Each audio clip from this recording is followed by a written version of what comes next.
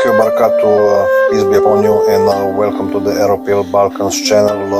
Welcome to another live stream of presentation of Ahmadi Religion of Peace and Light and teachings of Abba Sadiq in the English language and the other languages of Europe, basically. So everybody who are from Europe are welcome to join.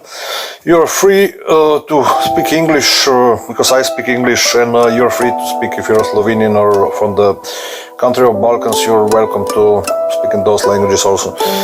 Yeah, so I wasn't live this couple of days because basically I was doing some other things, and hopefully you missed me, but maybe you didn't. But you don't have to miss me because I'm always here to present the religion, and to, if you have any questions regarding religion, any questions about Abba Sadiq, any question about Aeropil members, how are they being tortured or like imprisoned, and this kind of stuff, you know, like oppression and justice and injustice, of course, and like events in the world and these type of things that are going on, you know, on the streets, or for example in the like presidential palaces. You know, we can also talk about it because this was basically prophesied by Prophet Muhammad, which Abba Sadiq mentioned, and he wrote it in a book, and he wrote many other things in the book, you know. And this is it, and you are more than welcome to join in, you know. Just drop me a sign or a request, and of course I won't be shy to let you in, you know, to let you in,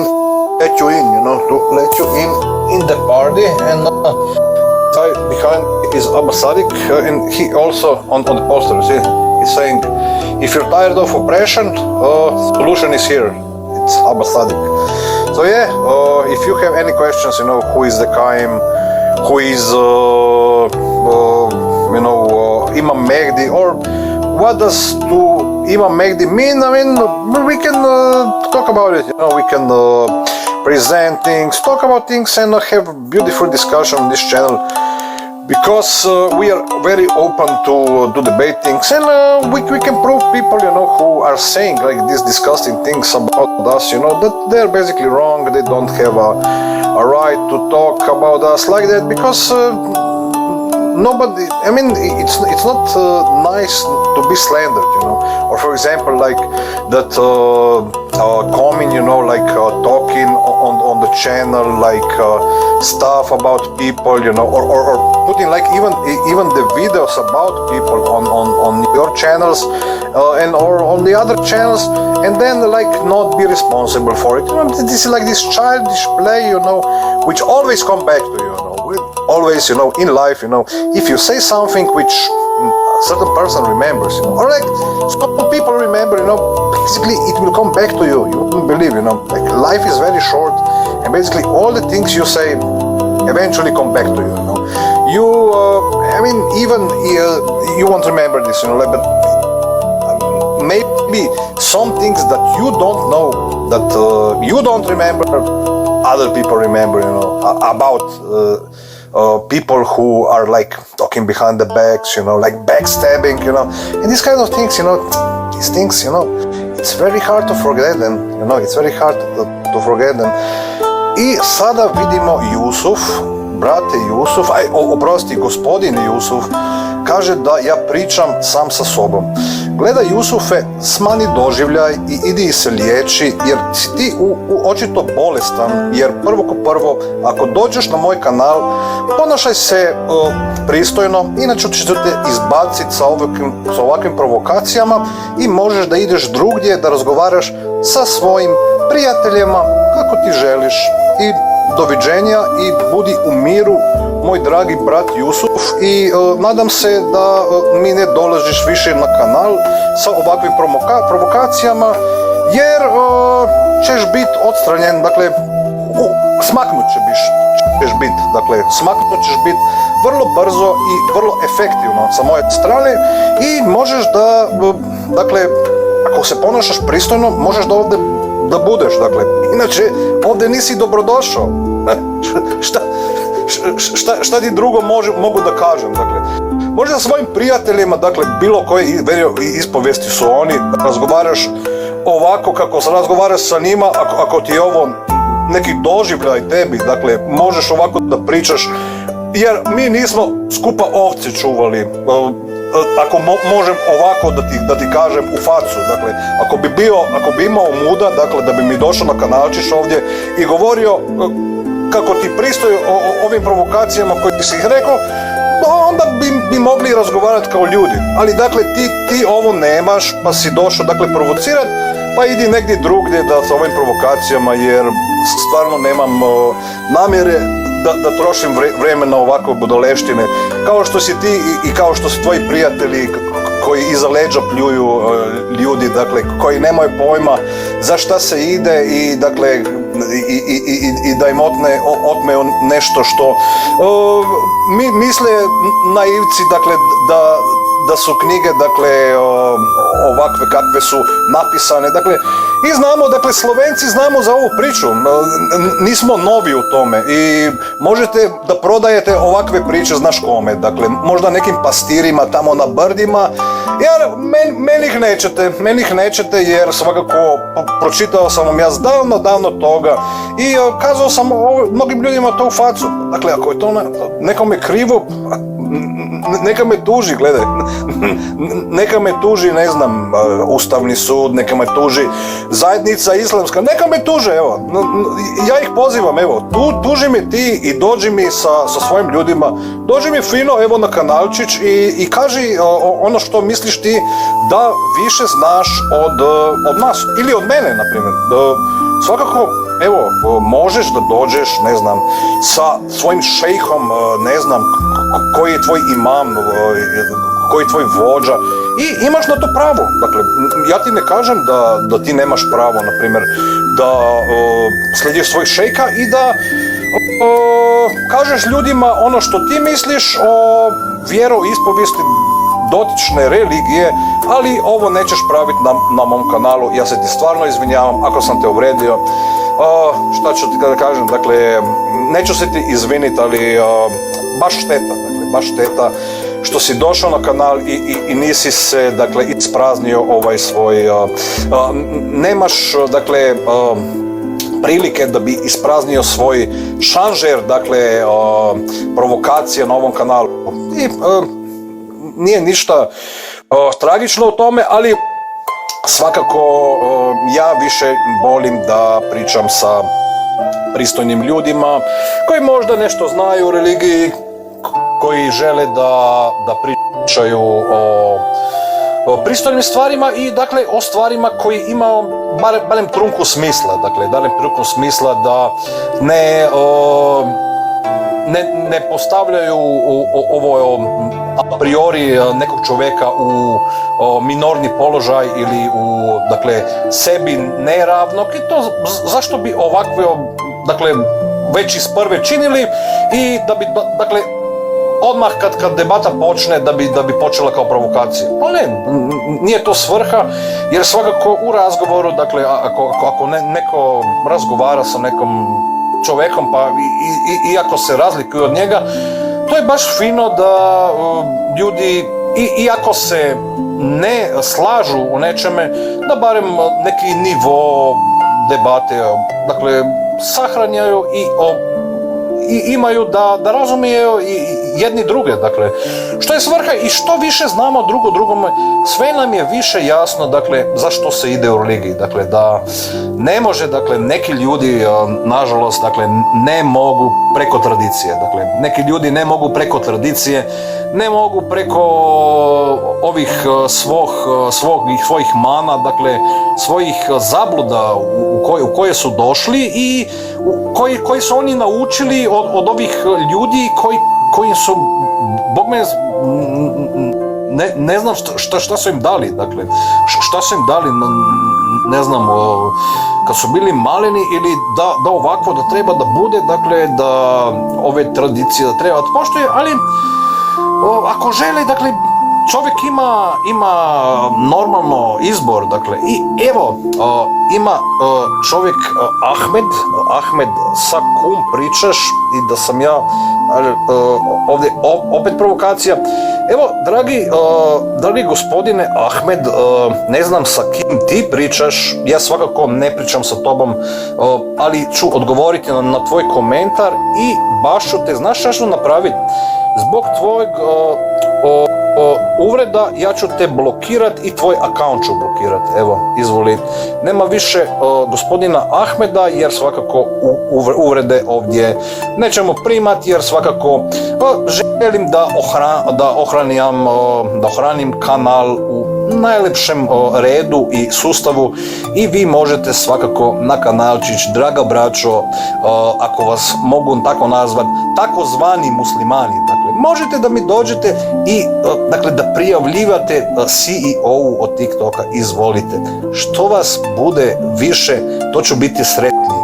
I što vas više dođe, ja ću vas uklanjati, što više vi budete uvredljivi do mene. Dakle, i svakako mogu dakle, prvo, dakle, možete da mi šaljete request. I onda ću vas ja staviti na kanal. Ali, ako stavljate, dakle, sebe u super poziciju, dakle, da vi imate, da ste vi autoritet na ovom kanalu, odmah, dakle, disconnect, čao, doviđenja, salam aleikum i da vas ne vidim više.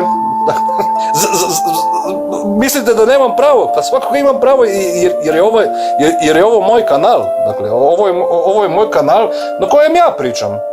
Ko priča na ovom kanalu? Jer ti pričaš ili ja pričam?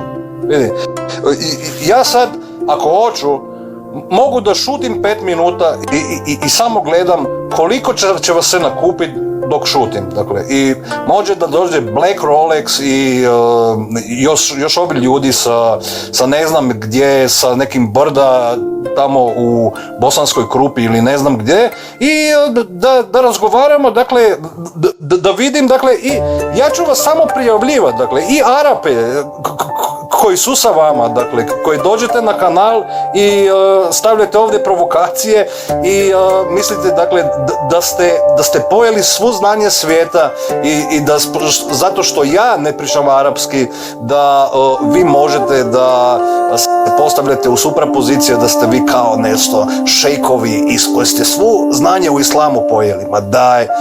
Evo, koje su teme Black Rolexu? Teme su Ahmadi, religija mira i svetlosti i islam i ponašanje muslimana u današnje doba i vreme.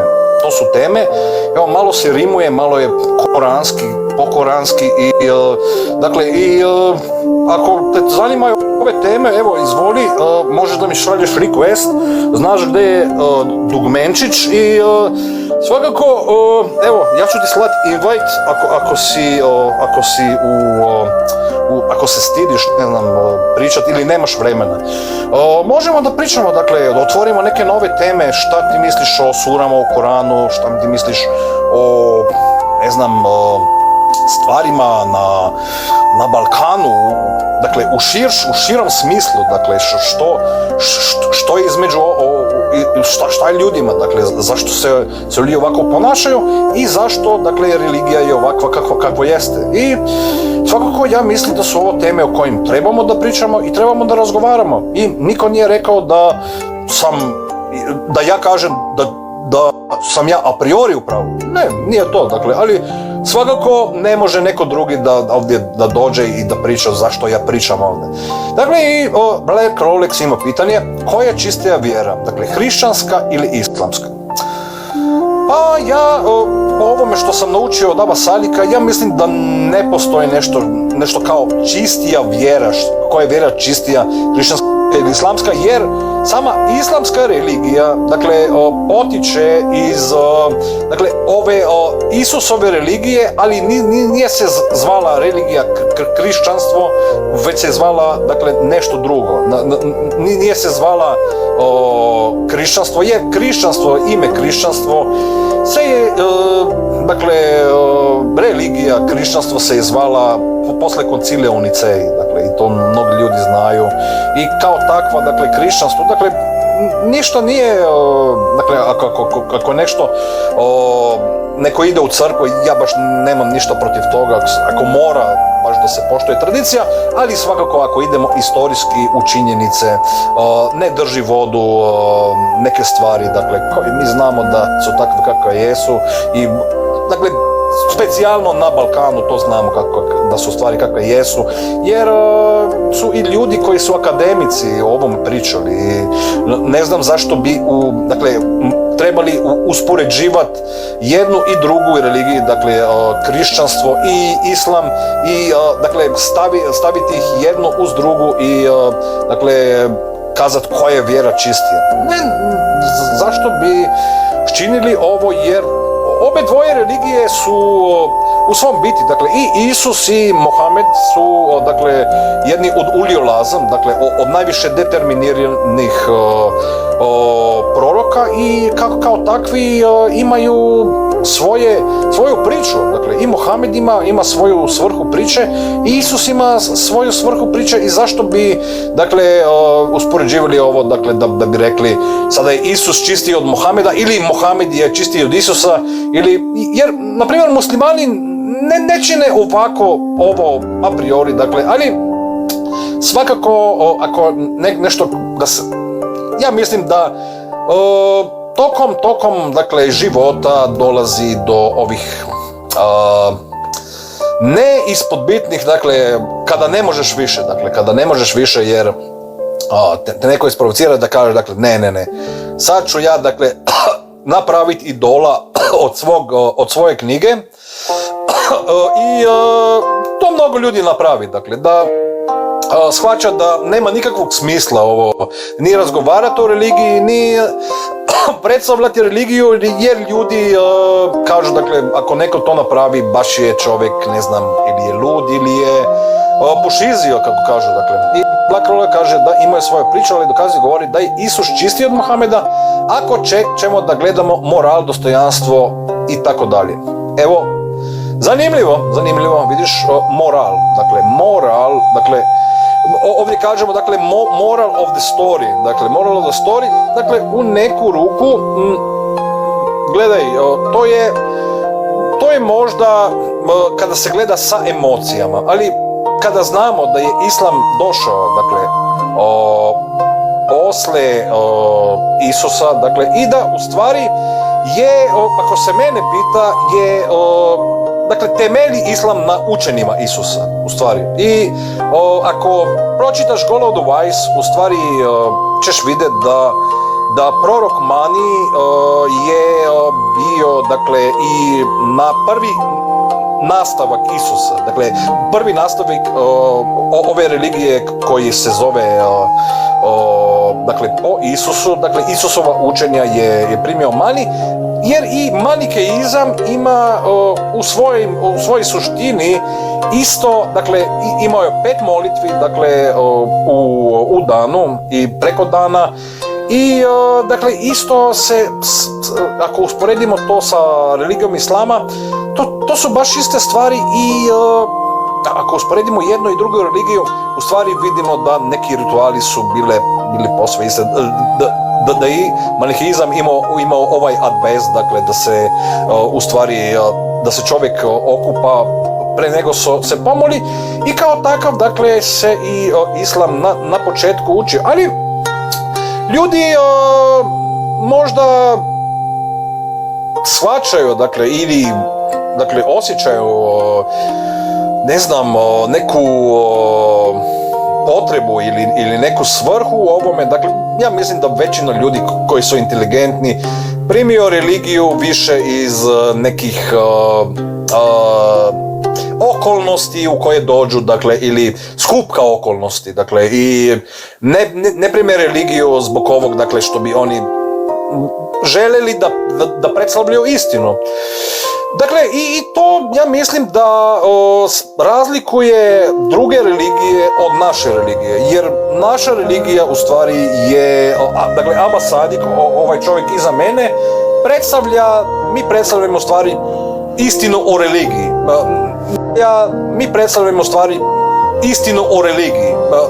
Mi nismo, dakle, barem ja nisam neki čovjek koji bi bio, dakle, ne znam, fanatički vjernik, dakle, sad ću ja, dakle, ako neko vrijeđa, dakle, mog Boga, dakle, neću puštiti, dakle, svakako ću reći, gledaj, čovječe, neću ti dozvoliti da ćeš pričat, dakle, o Allahu ovo i ovo, ili o Mohamedu ovo i ovo, jer barem na kanalu ne.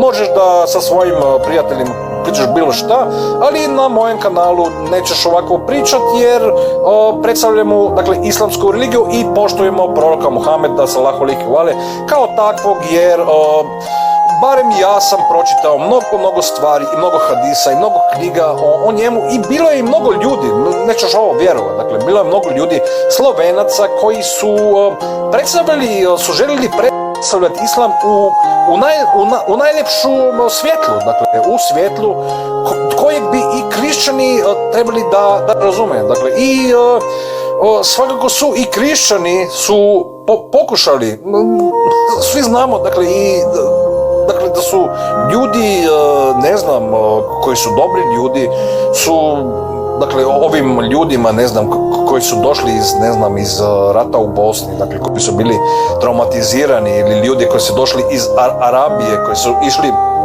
drugim putem u Njemačku, dakle, svakako Slovenija kao takva, znamo svi da je tranzitna zemlja i kao takva uvijek je bila na pomoći, dakle, ljudima koji su prolazili kroz Sloveniju, koji su išli u druge zemlje i koji su, dakle, bili gosti kod nas, dakle, barem ja nikad nisam rekao, dakle, da nekog mrzim samo zato što je Srben, ili da nekog mrzim samo zato što je Francuz, ili da nekog mrzim samo zato što je Hrvat. Zašto bi ovo činio? Jer svaki čovjek ima svoje suštine, ima svoje mane i obmane, dakle, i kao takav, dakle, ja ne mogu da čovjeka odmah sudim, ali ako, ne znam, prva riječ koja je opali čovjek, dakle, je ovdje, šta priča sam sa sobom, gledaj, da li ti je mama tako učila u školi ili doma, ili ti je tako učio poslanik Mohamed sallallahu alejhi ve sellem. Ne znam, ali ovo nije pristojno da se priča ovakvim tonom, i svakako ne možeš ovako da pričati na mom kanalu, evo. I ovdje imamo gosta, ja mislim da se zove Immanuel Gideon, i ja mislim da je ovo naš stari gost koji je bio već prije sa nama, i svakako, evo, Immanuele, izvoli da dođeš na kanal, ako možeš da se uključiš i izvoli. Evo, salam alaikum wa rahmatullahi wa barakatuh. Kako je? Alaikum salam wa rahmatullahi wa barakatuh. Kako si, šta ima? Evo, baš sam, četvrtak je i mislio sam da malo pričam na kanalu, da malo pričam o religiji, da malo otvorim dotične teme i da malo razgovaramo što se desilo, ne znam, u ovih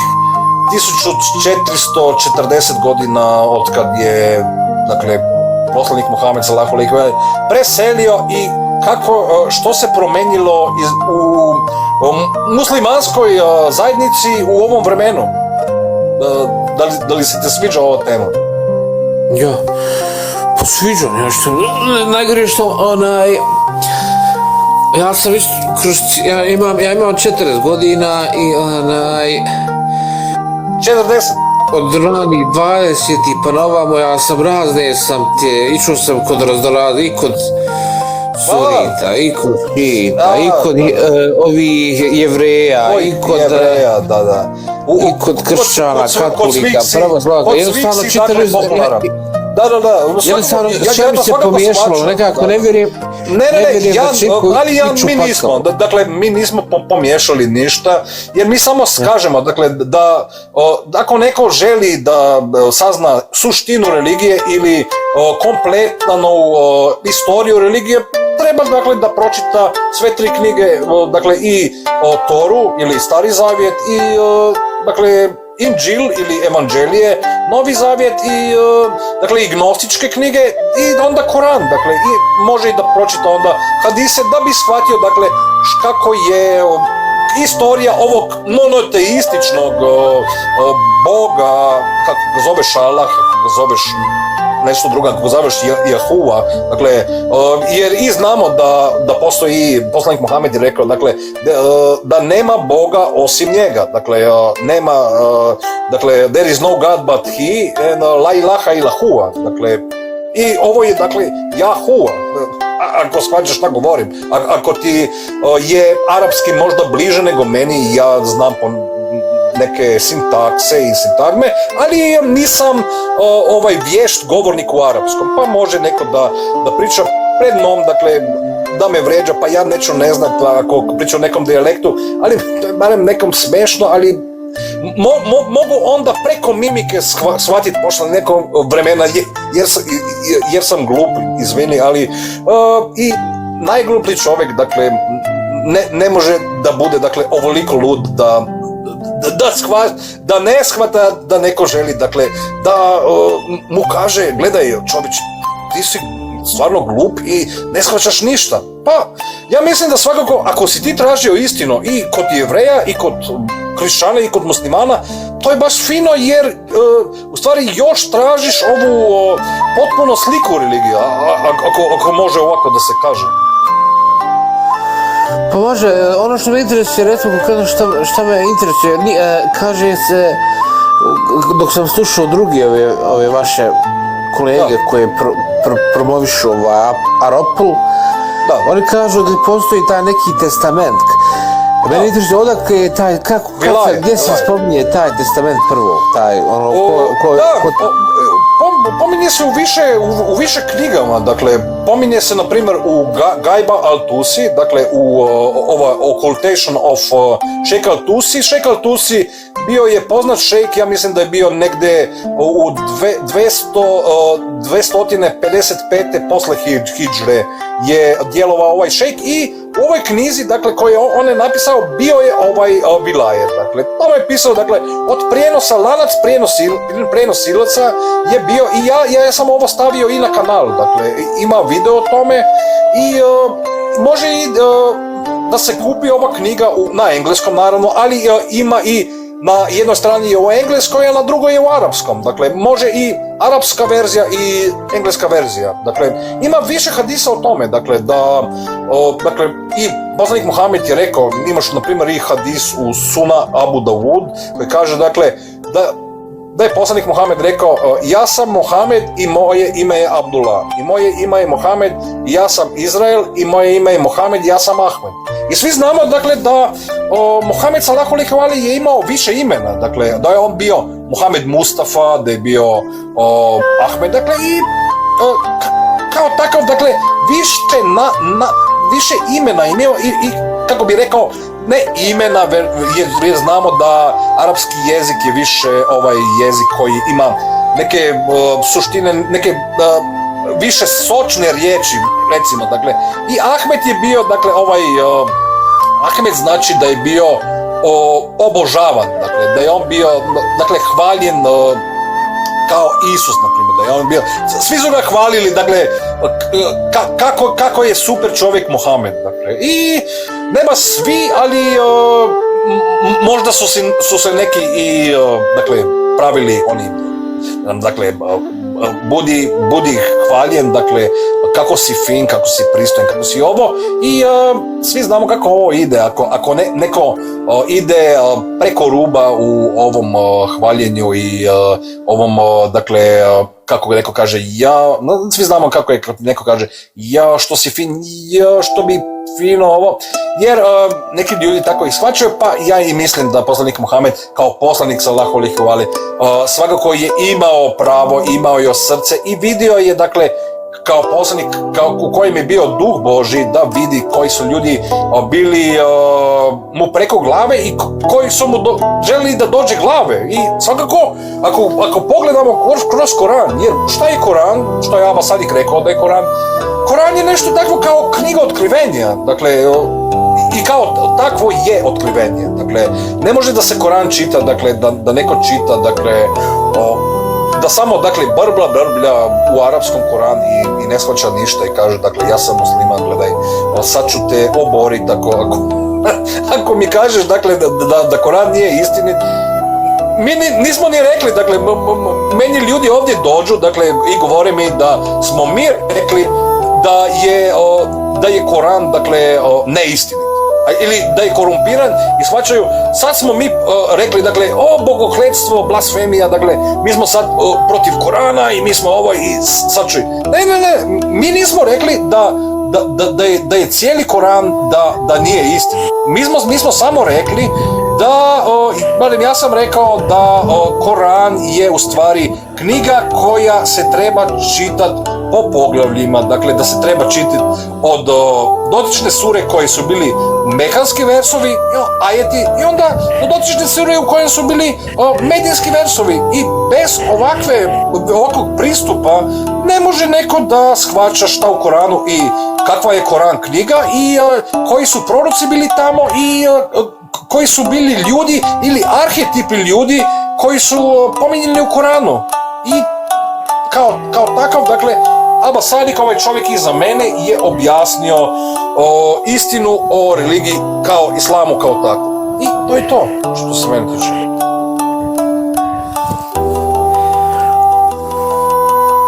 Ja. Ti kad donosiš salavat na poslanika, ti kažeš Allahumme salli ala Muhammedin ve ali. Ovo ale znači kao porodica. Ja kažem salallahu alejhi wa ale wa salam. Dakle, šaljem salavat na Muhameda i njegovu porodicu. Dakle, ale Muhammed. Olof Muhammed. Suniti kad donose salavat, oni kažu Allahumme salli ala Muhammedin wa ala alihi ve sahbihi ejmin. Alihi ve sahbihi, znači porodica i ashabi. I na poslanike i na vjerovesnice i ovaj pozdrav. Dakle, ali mi kažemo, dakle, Allahumma salam Muhammedu ali Muhammed ala ima ol megdin wa salam taslima. Dakle, mi kažemo o Allah, šalji blagoslove i Božju milost na Muhameda i Muhamedovu porodicu i mame i Megdije. I ovo je naš salavat. Zašto što vjerujemo u ovo što sam pominjao prije, dakle u vilajet poslanika Muhameda, koji kaže da će biti posle poslanika Muhameda 12 imama i da će posle 12 imama biti 12 Megdija i zbog toga mi šaljemo salavat sa ovakvim riječima. I to je sva suština. Ovaj Alba Sadik, koji je on Mehdi? Je li on prvi Mehdi? Dakle, on je Mehdi koji je Abdullah pominjen u ovom testamentu ili vilajetu. Dakle, ovaj riječ u kojim je on pominjen, dakle, kaže, dakle, da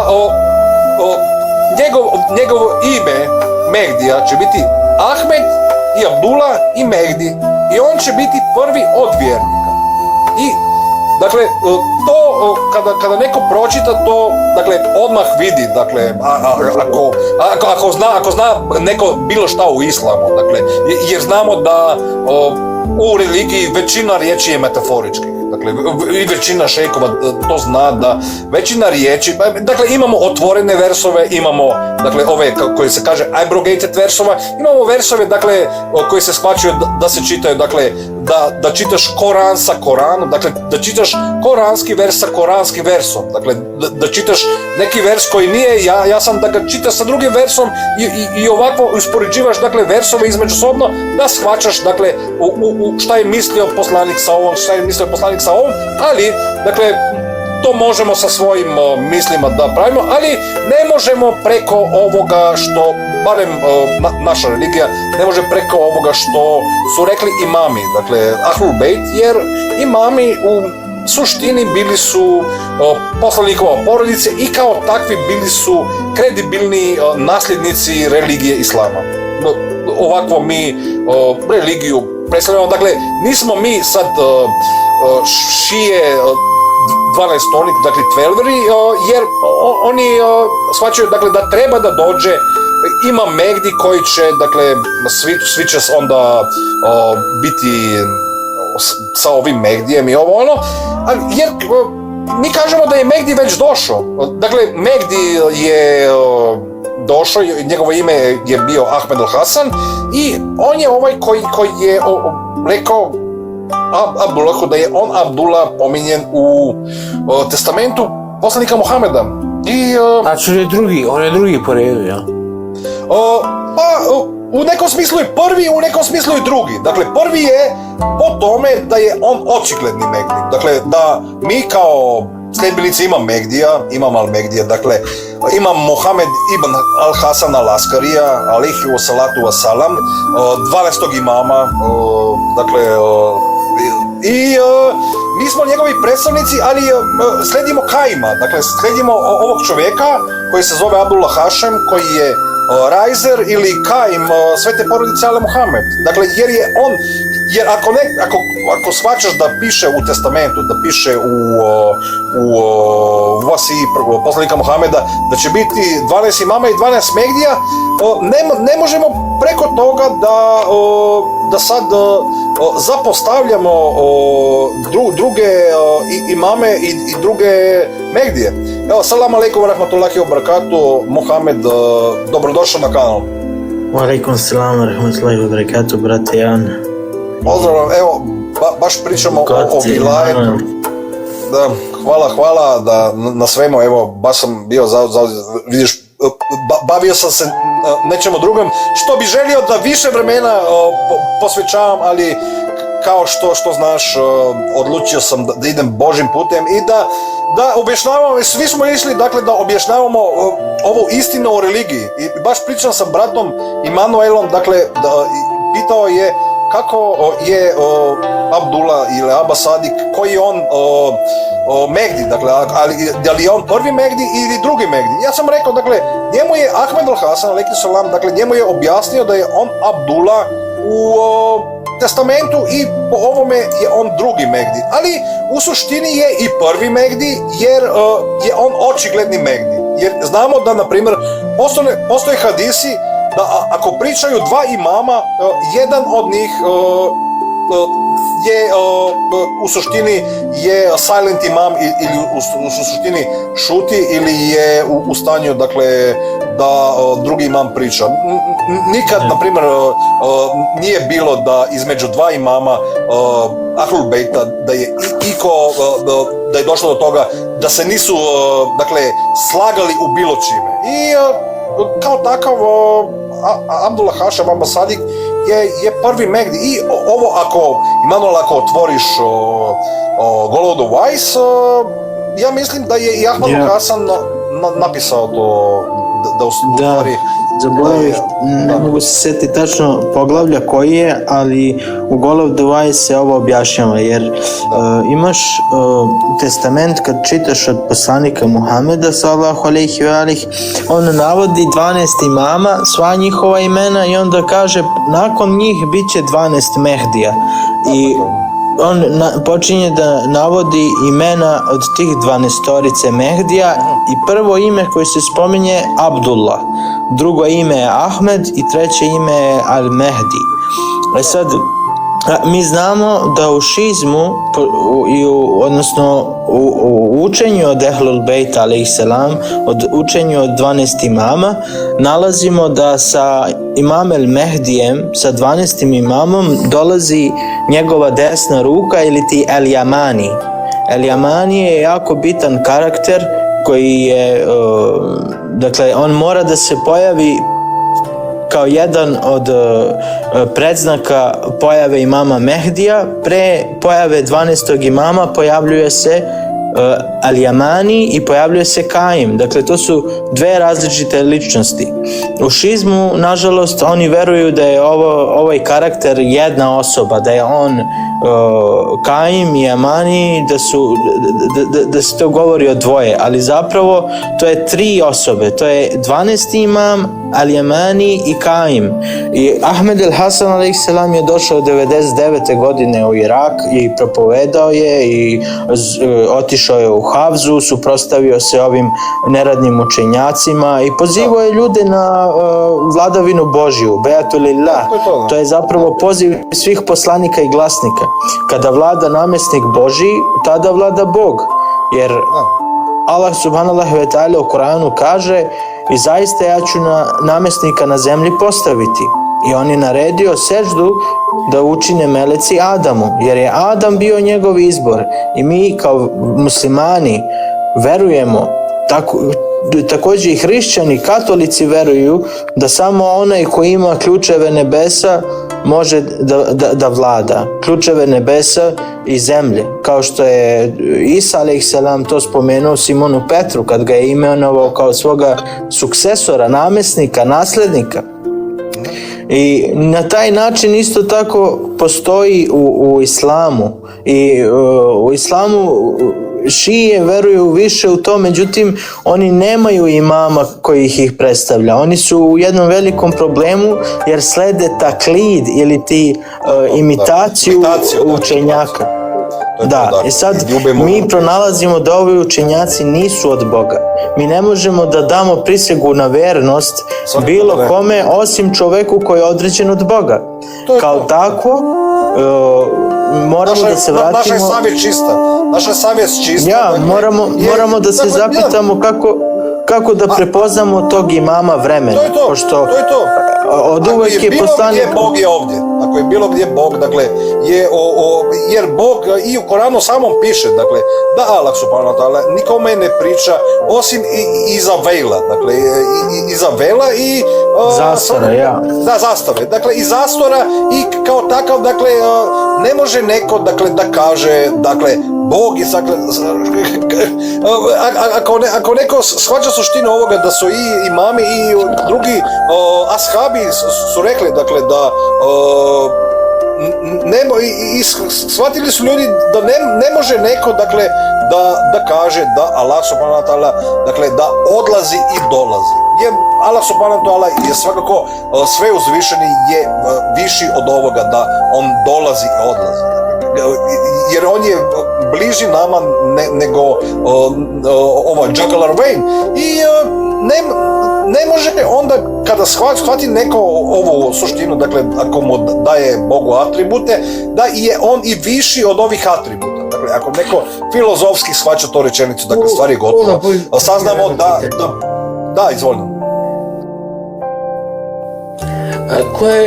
Koja je uloga ovoga u smislu Dejjala, da li će se Mehdi boriti protiv Dejjala i kad treba da siđe Isus, pozove Isa, da, gledaj, u stvari, što se tiče Dejjala je stvar ovakva da ima više Dejjala, dakle, ako neko nekome kaže, dakle, ti sada Dejjal, dakle, aj idi tamo, ti si Dejjal, prevario si me, ima kao takve više Dejjala, dakle, suniti su išli stvarno predaleko, dakle, kada su rekli, dakle, ne znam, ovaj je Dejjal i to je to, dakle, sada ovaj čovjek je Dejjal. Nema, dakle, ima više Dejjala, dakle, pojavio se Dejjal, ovo je u stvari ova priča koja je bila u islamu poznata dugo vremena, dakle, nije to nešto... Da, onaj lik koji živi na ostrvu, koji je okovan lancima i tako to, i oni svi čekaju da se on pojavi i on će da bude taj kao neki, Pa gledaj, svakako je to kada se neko bavi monoteizmom, dakle, ili ako se ne bavi, dakle, kada shvati, dakle, može da dolazi u različita, dakle, stanja svijesti koji nisu baš pogodna, dakle, i to nije ovakvo mala stvar ako smo realni, dakle, jer svakako kada se priča o Božoj svijesti ili nešto ovakvom velikom kao što je Bog ili Allah subhanahu wa ta'ala, ne može neko, dakle, da ne bude osjetljiv na manipulacije što se tiče religije same, dakle, jer znamo da kao takva religija više i dugo vremena bila je zloupotrebljavana sa strane baš istih učenjaka protiv kojih mi govorimo. I znamo da je Ahmed al-Hasan rekao, dakle, da i poslanik Muhammed je rekao u jednom hadisu da muslimani, dakle, da islamska umma kao takva će napraviti istu grešku koji su napravili Jevreji i Kršćani. Dakle, slijedit će njihove učenjake i ići će za njima, i ako bi oni išli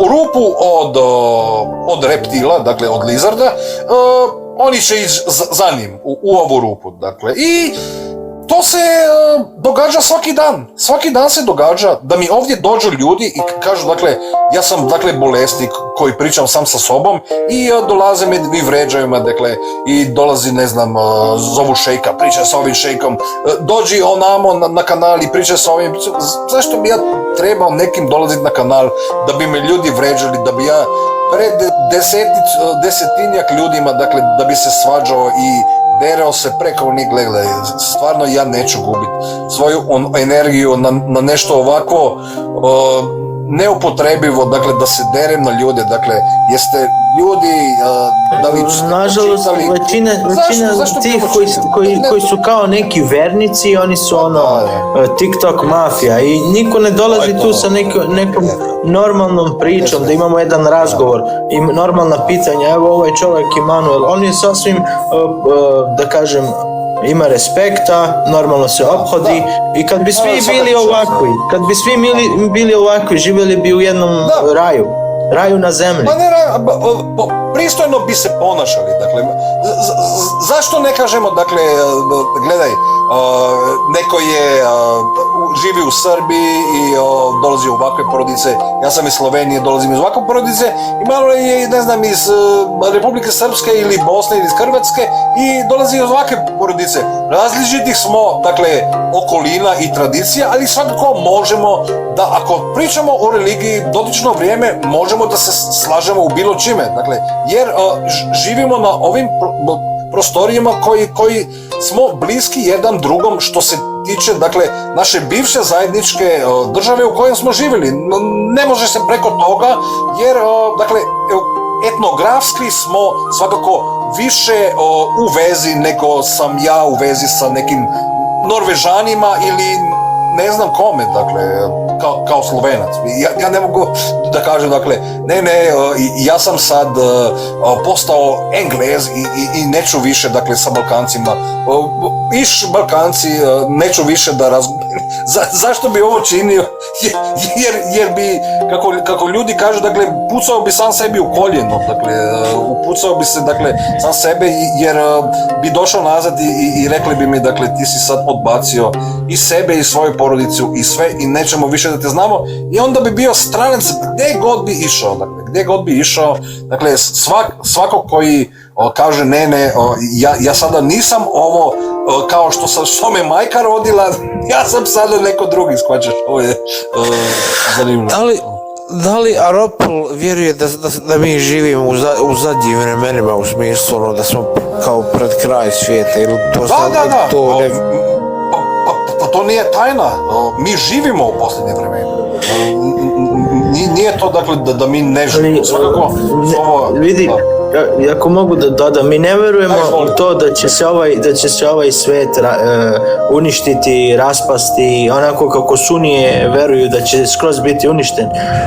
Zapravo verujemo da je ovo dan Kajma, odnosno dan kada će đavo biti ubijen. Da. Jer je šeitan ili ti satana tražio od Allaha subhanahu wa ta'ala da mu da vremena do određenog roka.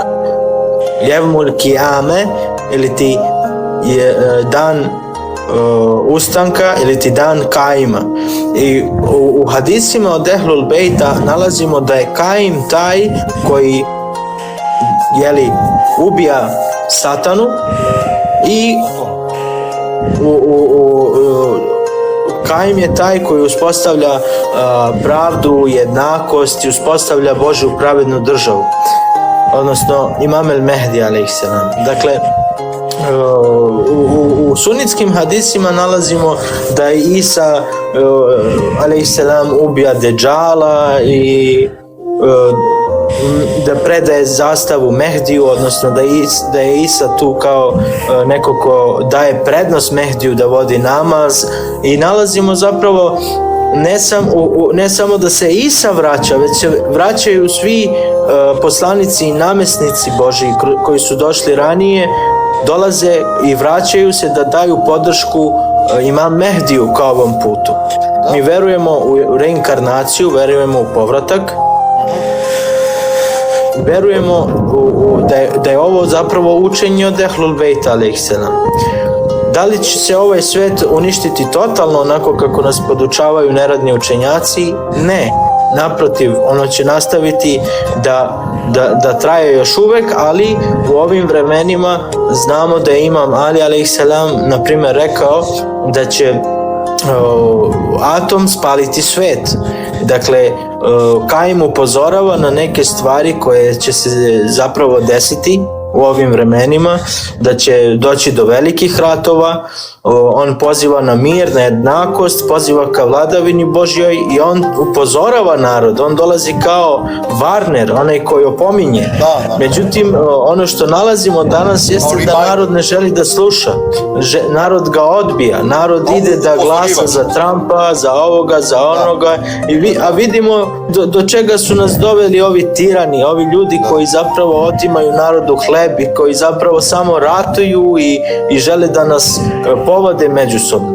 Kaim alejhiselam, on dolazi da uspostavi jednakost i pravdinu i da uspostavi božansku pravednu državu. I mi kao vernici, nebitno da li smo sunije ili šije ili koje god denominacije u islamu, bili hrišćani ili ti jevreji, budisti, bilo koja nacija i vera, bitno je da shvatimo poruku Kaima alejhiselam. On nas poziva pod jednim barijakom, pod jednom zastavom.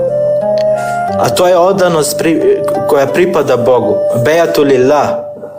I stvar je veoma ozbiljna. Dakle, mi kad govorimo o ovome, mnogi misle da se šalimo, mnogi nas shvataju kao budale, ludake. Molim? Rekao sam hvala Muhamedu jer mi je slao srce. Slavo mi je. Živ bio Muhammed. Srce bombonjeru mi je stavio. Evo, super. Hvala, evo, super, evo. Sad sam popularan na TikToku. Mogu i ja da dignem svoju sidro i da otplovim u ove vode popularnosti na TikToku. Ne ide mi baš najbolje, dakle, nisam još među ovima, dakle, na vrhu TikTok streamera, ali gledaj, polako, vidiš, postajem, što mi više Mohamed srca i ovih erova šalje, ja ću stići dakle, što se više ovom lestvicom penjem, dakle, kao što kažemo Slovenci, dakle, Jakobovom lojtrom, onda stičeš, dakle, ja se nadam da neću završiti kao Heath Ledger u ovoj,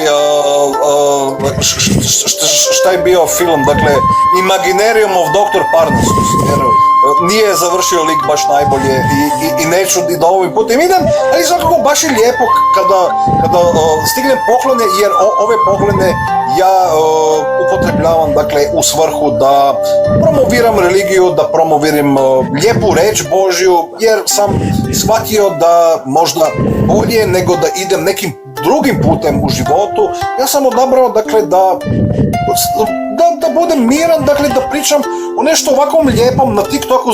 Zašto bi ulazio, dakle, u ova takmičenja ili da bi ja trebao sada se osjećam ko Legolas u Lord of the Rings, dakle, samo trebam još par strijela i da cijela trilogija bude samo kako je Legolas pucao orke sa streljama i Urukaj, subhanallah. Hvala Muhammed, hvala, evo, super, baš stižem na vrijeme, evo, super, alhamdulillah, Allahumma salam Muhammed, Ali Muhammed, ale ima ol megdinu salam taslima. Evo, hvala za pogled. Evo, Immanuel, imaš još neka pitanja ili smo ti objasnili u suštini da mi u stvari mislimo dobro, da širimo ljubav i da smo sasvim normalni ljudi, kao što vidiš? Pa imam dva pitanja. Jedno je kako Aropol gleda na brak i na imanje djece i ne znam. To i drugo je da li ljudi koji recimo izvrše suicid, da li idu u džehennem? Pa gledaj, ljudi koji počine, dakle, samoubojstvo svakako ne ide ni po nikakvoj religijskoj suštini. Ne, što se tiče monotizma, ne idu, dakle, na najbolje mjesto, osim, dakle, ako ih imam njihovih vremena, ne kaže, dakle, dakle, zna Bog, sve se stvari vraćaju Bogu. Dakle, i, na primjer, suština je da, na primjer, ako neko počini samoubojstvo i, dakle, imam našeg vremena, dakle, Abba Sadik,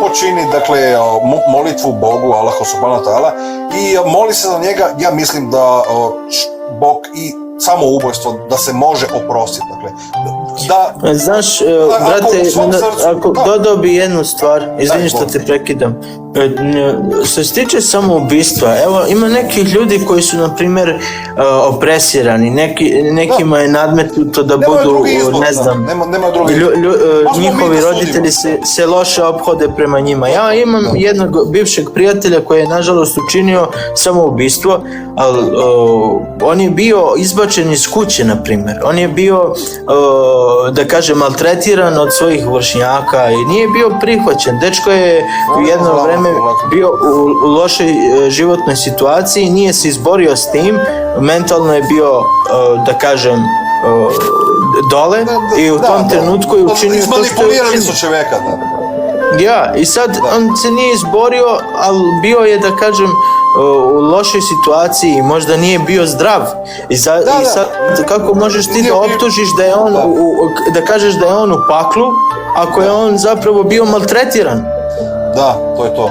Da. Svakako, dakle, u suštini ljudi koji su, koji se nalaze, dakle, u nekoj neizvjesnoj situaciji, svakako znamo da imamo više primjera ljudi koji su stvari dobri ljudi, koji su možda tražili nešto što bi drugi ljudi mislili da možda oni ne trebaju ovo da traže, i nismo mi, na primjer, ja nisam čovjek, ja nikad nisam bio čovjek da bi rekao, dakle, da neko je počinio samoubistvo, u stvari, ako je neko, jer znam ljudi koji su počinili samoubistvo, i uvijek sam rekao, dakle, došao sam i dao sam sažaljenje porodici, dakle, zašto bi ja, dakle, došao nekom i ako sam znao čovjeka, možda nismo bili najbolji prijatelji ili nešto, ali znali smo se ovako i ne mogu, dakle, da idem pored nekoga, dakle, i kažem ne, nisam ga nikad znao, dakle, učinio samoubojstvo, ovaj čovjek je proklet.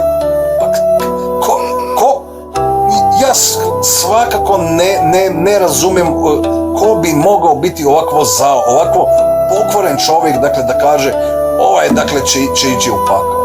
Ovaj čovjek će, a počinio samoubojstvo, on je automatsko u paklu, dakle, i ja ni ne mogu. Ja svakako ne mogu, dakle, da razumijem, dakle, suštinu pokvarenosti ljudskog uma koji razmišlja ovako. Kako može da bude neko ovakvo, dakle, psihički poremećen, dakle, da kaže, dakle, da je neko, ali svakako drugačije, na primjer, nekome koji je u suštini bio u situacijama koji su neizvesne, dakle, ali svi znamo, jer da ljudi idu kroz različite životne situacije i drugi ljudi ih, dakle, zbog ovih životnih situacija shvaćaju kao takve, dakle, da ih treba, dakle, sada da ih svode u neke vode, da će oni konačno, dakle, da idu, dakle. I svakako, ako se neko ide životnim putem, da im kaže, dakle, gledaj, ja znam šta ti hoćeš i ne slažem se sa tobom, dakle, ja, na primjer, bio sam u sličnim situacijama, dakle, nisam počinio samoubojstvo, ali, dakle, bio sam u situacijama u kojem sam bio u stanju uma koji nije bilo najizvjesnije. I neki ljudi su to shvaćali, dakle, da su to neki poremećaji koji bi trebao ja doživotno da liječim, ali ja svakako se sa ovim, kako su ljudi mislili da ja trebam rješavati ove probleme, ja se sa ovim svakako nisam slagao i zbog toga sam išao kroz životne situacije u koje sam ulazio i koje sam riješio sa religijom. Ja svakako ne mogu, pored ovog što sam sada sljedbenik Kaima i sljedbenik Ahmadi religije mira i svetlosti, da idem mimo, dakle, da idem pored ovoga, da je meni religija pomogla da riješim stvari koji su bile problem u mom životu. Dakle, ako ja se ne bi u dotičnim situacijama obratio religiji ili da bi čitao knjige o istoriji i o povijesti, dakle, ljudskog roda i Boga i monoteizma i različitih knjiga, ja ne bi bio čovjek koji sam danas i ne bi i znao dotične stvari. I to je to. Dakle, i svakako ljudi koji su, dakle, koji idu u psihologiju, na primjer, koji čitaju, dakle, koji su studirali psihijatriju ili su studirali medicinu ili su studirali dotične knjige u znanosti, ja znam čovjeka koji je, dakle, koji je Jungova škola psihijatrije. On je rekao, gledaj, u stvari, ako čovjek ima problem, on mora to sam riješiti. Dakle, i poslanik Muhamed je rekao, dakle, najteža borba je sa samim sobom. Je sa samim sobom i kao tako, dakle, možeš i da ideš kod doktora i možeš ti da ideš kod psihijatra i možeš ti da ideš kod svih liječnika svijeta. Ako ti imaš problem, moraš ga sam riješiti. Niko drugi neće rješavati probleme koji ti imaš. Dakle, ti moraš da nađeš put da riješiš svoje probleme. I to nije nikakva tajna i ljudi koji to znaju, dakle, najbogatiji su ljudi. Dakle, iako su bez para u džepu i svako zna, dakle, gledaj, nemaš ništa i Isus je rekao, dakle, ja spavam, nemam blazinu pored mene da spavam i nemam nikakvu bogatstvo, ali sam najbogatiji čovjek na svijetu. Vidiš, to je to, jer koji ima, dakle, ovaj Božji duh u sebi, jer Isus je rekao, dakle, pomogni si sami i Bog će ti pomoći i kao takva, dakle, religija bi se trebala učiti i dakle, da ti trebaš da znaš Boga, trebaš da prvo znaš sebe i da znaš šta pričaš, da pričaš sa nekim koherentnim tonom i da znaš šta pričaš. Dakle, ne možeš ti da kažeš, dakle, gledaj, rekao sam ovo i ovo, ali dajmo sad zaboraviti, dakle, da sam ja rekao ovo i ovo. Sada ja mislim nešto drugo. Da se sjećaš, Mohamed, ovog lika što nam je došao na početku i rekao je, dakle, ja sam pročitao sve knjige od Ahmeda Hasana. Šta je bio lik, zaboravio sam. Ali prošle godine. Da. Sećam se da. On je došao ovdje, počeo je da na različitim romskim dijalektima da priča i došli su, ja sam samo gledao, dakle, i ja sam, šta se sad dešava, dakle. To je neki šija šejh koji je, da kažem, pokušao da zna više o Ahmed al-Hasanu a.s. i u nekom trenutku ga je sledio i on je bio svestan da je Ahmed al-Hasan u pravu, a da su učenjaci u zabludi. Šejh je shvatio suštinu, dakle, ja sam bio iznenađen, dakle, ali...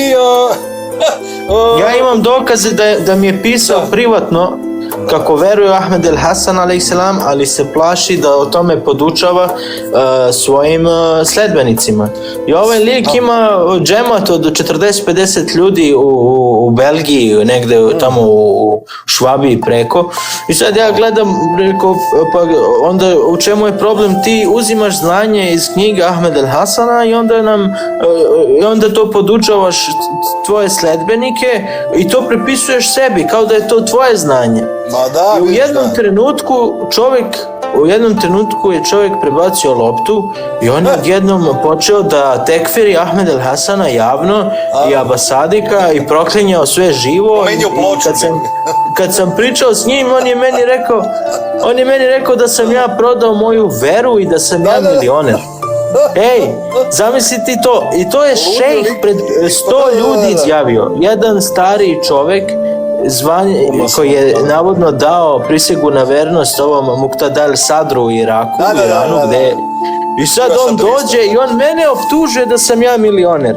Ja sam jedan mladić kojem si ti pisao i on se meni obratio i tvrdi da veruje Ahmed El Hasana i onda čini ovakvu stvar. U kakve idu ovi ljudi, dakle, u kakve podle taktike mogu da ulaze ovi ljudi, dakle, ako se ne slaže sa njima, dakle, oni će dovesti, ja sam bio u šoku, dakle, jer su mi, dakle, ne samo da su došli sa 40-50 ljudi napadat na mom kanalu i tebe, dakle, ja nisam znao što se događa, dakle, ja odmah kad sam ušao, dakle, u kanal, da sam počeo da pričam, odmah, i sada mi se desi, na primjer, da prvo što se desi je da dođe ljudi koji provociraju, dakle, i ako nije ti bilo ovdje na početku, ali ja sam rekao, gledaj, prvi komentar koji će biti uvreda, ja ću ga brisati i blokirat ću bilo kog koji će ovo praviti. I ja imam pravo na to i napravit ću to zbog toga da ohranim, dakle, neki kredibilitet kanala i da nemam problema sa TikTok administratorima, jer svakako ja ne želim kao predstavnik ovakvog stvari što je monoteizam da ovdje pričam nepristojno. Dakle, mogu da ja... Kad je bio Admir vodio jedan live, izvini što te prekidam, kad je Admir vodio jedan live, on me je postavio za moderatora i oni su došli tu i vređali su nas sve živo, niko neće da priča normalno.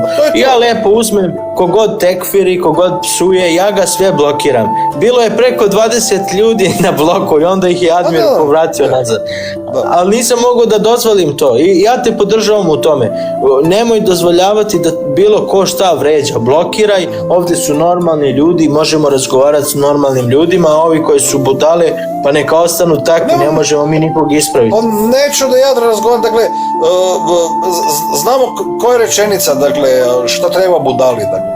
Ne može sa budalom da razgovaraš i Imam Ali je rekao, dakle, kad se ti počne svađati sa ignorantnim čovjekom, ignoranca već je pobedila. Dakle, odmah, kada počinje svađa, ignorant, dakle, automatski će pobjediti, automatski, dakle, jer je njegova suština je ignoranca, dakle, ignoriranje je suština njegova, dakle, nije njegova suština da ulazi u debatu zbog toga da se pronađe istina, ne. Njegova suština je da čeka da će ti napraviti pogrešku. Evo, izvoli, Manuel, izvoli. Šta predstavlja ovaj broj 313? Šta je znači 313? Pa, evo, izvoli, Mohamed, ja mislim da ćeš ti najbolje objasniti. 313, to je, dakle, prema Ehlul Bejtu i Ehlul Bejt alejhi selam i njihovom učenju, oni podučavaju o ovom broju koji je 10.313. Postoji 313 bliskih kompanjona ili ti saputnika imama Mehdija i oni koji su bili pravednici, koji su bili... Na Battle of Badr, u stvari. Tako je, da. Ovaj broj se pojavljuje na bitku na Bedr, pojavljuje se također kada je David se borio sa Golijatom, sa sobom je imao 313 saputnika i pojavljuje se također za vreme imama Mehdija, koji su on najbliži i najbolji, da kažem, sledbenici Mehdija. I oni su inkarnacija, povratak najboljih poslanika i ashaba koji su bili za vreme nekih od imama. Imamo povratak mnogih prema hadisima Ehlul Bejta imamo povratak mnogih ashaba, kao što je Salman el Farisi, kao što je na primjer Bahlul od Musa el Kazima alejselam, imamo povratak poslanika kao što je Isa alejselam, Nuh alejselam, Musa alejselam. Dakle, oni dolaze da daju podršku Imam el Mehdiju, 12. imamu, i da daju podršku Kaimu, koji je također jedan od povrataka poslanika. Da. Da, i u stvari imaš ovo i Emanuel, ako čitaš tafsir sure Al-Kaf, bilo je 10.313, će biti, dakle, ovo je sa Zulkarneinom, dakle, ovom kozmičkom putovanju, dakle, Zulkarnein je išao, dakle, ako čitaš ovo Zulkarneinu, i tamo je bilo 10.313 ovih njegovih sledbenika. Da, i 10.000 za vreme Mehdija, oni su ti taj drugi rang ili ti 10.000 vojnika Mehdijevih, soldiers. Da, ali prvo se okupe ovih 313 i onda dolaze ovih 10.000 koji mu daju podršku, ali ima i drugih hadisa koji se spominje i 124.000 poslanika koji se svi vraćaju i daju pobedu u Kaimu. Dakle, to nalazimo u hadisima od Ehlul Bejta alejselam. To je to. Evo, Emanuel, da li imaš još neko drugo pitanje ili smo bili dovoljno koherentni i objasnili smo ti ovo što si treba znati?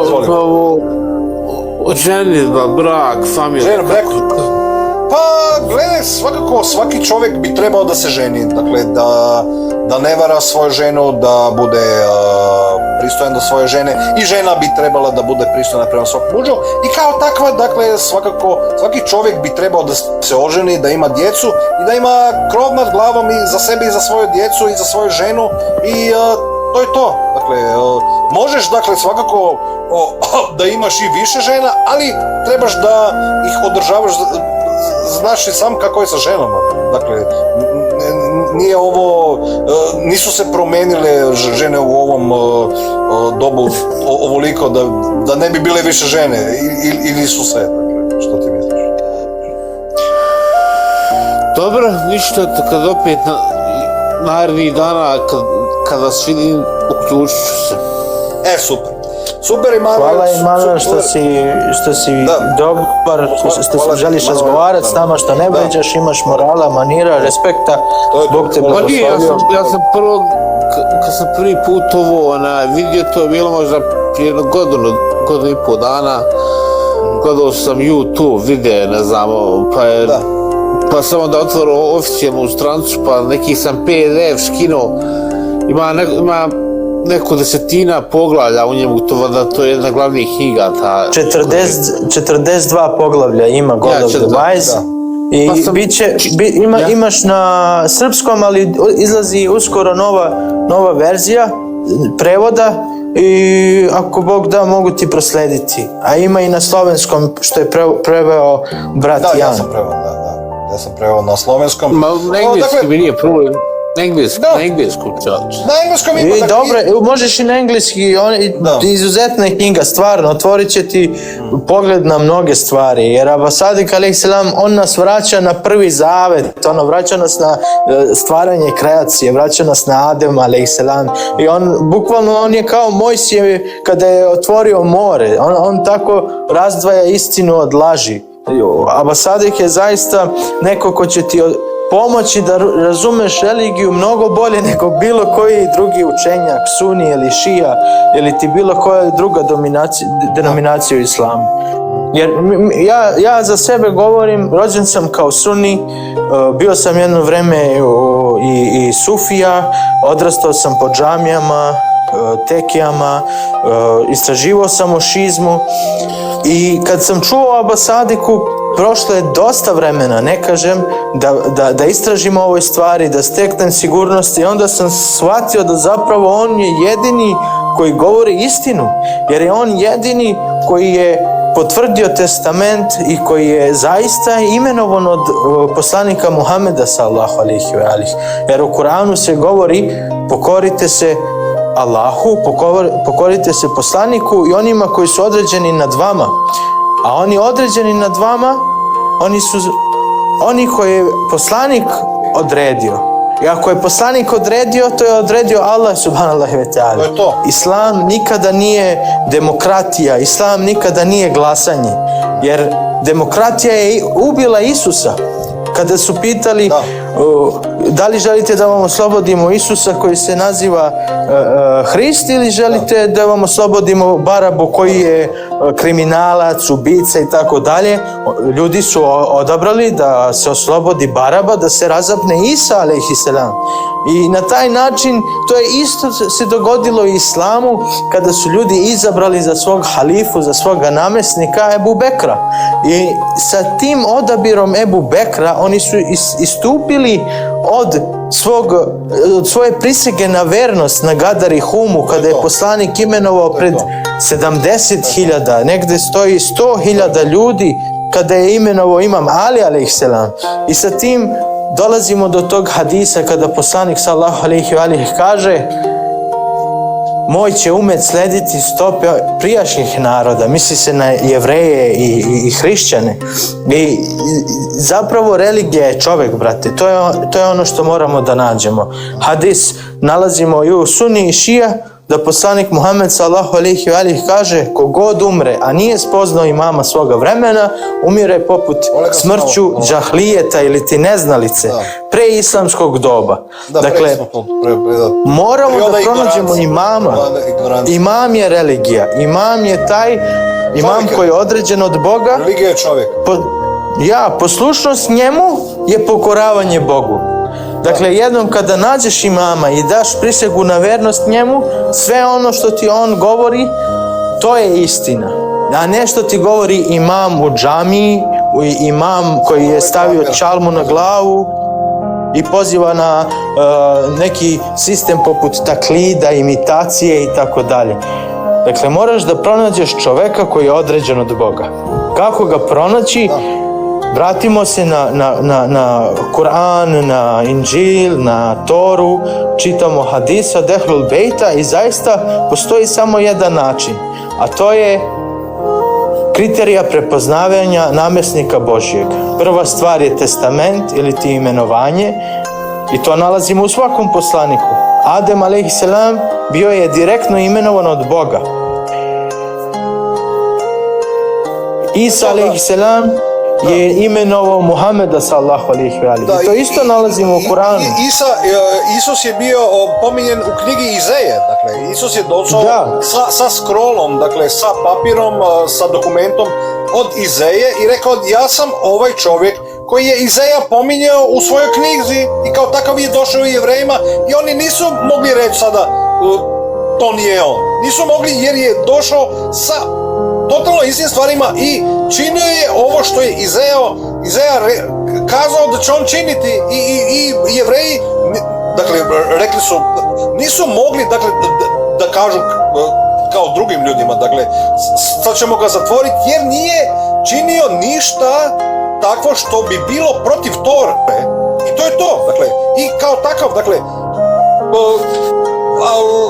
Abdullah Hašem, dakle, ne čini ništa što bi bilo protiv onoga što je propovedao poslanik Muhammed. Dakle, jer može neko da kaže, dakle, da na primjer, ne čini ovako kao što je živio poslanik Muhammed, da na primjer ne čini ovo, ali to su neki argumenti koji nisu baš najviše inteligentni, ako smo sasvim realni. Dakle, ne možemo sada da budemo, da idemo, ne znam, negdje da živimo ovako kako je živio poslanik Muhammed sallallahu alejhi ve sellem. Možemo da pokušamo, dakle, da se približimo ovoj suštini, ali u ovom vremenu i prostoru ja ne znam da li ovo ima nekakvog smisla. Svakako je lijepo živjeti dakle, na određenom mjestu u prirodi ako imamo odabrane uslove za ovo, ali svi znamo da trebamo, dakle, da imamo neke suštine koji priliče tome da to sagradimo i neki ljudi su išli u ovo da mogu ovako da žive, ali ne može se sad kazati da da je to, dakle, suštinski bolje od nekih ljudi koji rade za čovječanstvo i ovo, jer u stvari, ako shvaćamo rečenicu da je religija čovjek i da je čovječanstvo dođe prije religije, svakako je bolje biti kao čovjek, da prvo trebaš budeš čovjek pre nego što kažeš, dakle, moja religija je islam, moja religija je ovo i to je to, dakle, što se meni tiče. I što je rekao Muhamed, dakle, da je demokratija, da je u stvari ubila Isusa, evo, ja ću samo zaključiti sa ovim rečenicom od Sokrata, dakle, jer su došli do Sokrata, dakle, kada je već ispričao sa svima, dakle, sa svima je pričao, dakle, i sa Fedrusom, i sa Kritonom, i sa Timeom, i svem, sa Timotejem, i ne znam sa kome, dakle, posle svih 5 knjiga, dakle, koji su bile napisane, dakle, došli su do Sokrata, dakle, reći Sokrat, dakle, zašto ti ne vjeruješ u demokraciju, dakle, zašto? I bar se Sokrat, dakle, bio je vruć dan i rekao je, gledaj, da li vidiš ona dva čobana tamo dole, dakle, i rekao lik, da vidim, dakle, i rekao je, dakle, dokle god, dakle, će oni biti, dakle, u većini imat će isto pravo glasa kao što ja imam, do tada ja neću da vjerujem u demokratiju. I to je nešto najlepše, dakle, ne možeš, dakle, da usporediš, ne znam, čovjeka, ne kažem sada da podcjenjivam čobane, nije stvar u tome, dakle, ali svakako, ako neko ide u ličnost Sokrata, dakle, i sokratsku metodu raspravljanja i debatiranja, ne može ovo da usporedi neko sa nekom ovom debatom u nekoj kafani ili gostioni ili ovim stvarima, dakle, svakako je lijepo, dakle, biti u ovom okruženju i biti domać, dakle, i svi kažemo, dakle, kada smo domaći, dakle, kažemo domaćine zabaci, kaži nešto, daj da pričamo, daj da jedemo, i svakako to je lijepo kad se družimo, ali, dakle, kada se priča o ovom suštini kao što je monotizam, kao što je religija, evo, ne možemo preko ovoga da je Kaim, ovaj čovjek je za mene Aba Sadik, alejhi salatu wasalam, rekao istinu, da je donio istinu, da smo mi njegove sledbenici i ponosni smo na to i svima hvala što ste bili sa mnom večeras i vidimo se uskoro na istom kanalu, na istom mjestu, Allahumma salam Muhammed.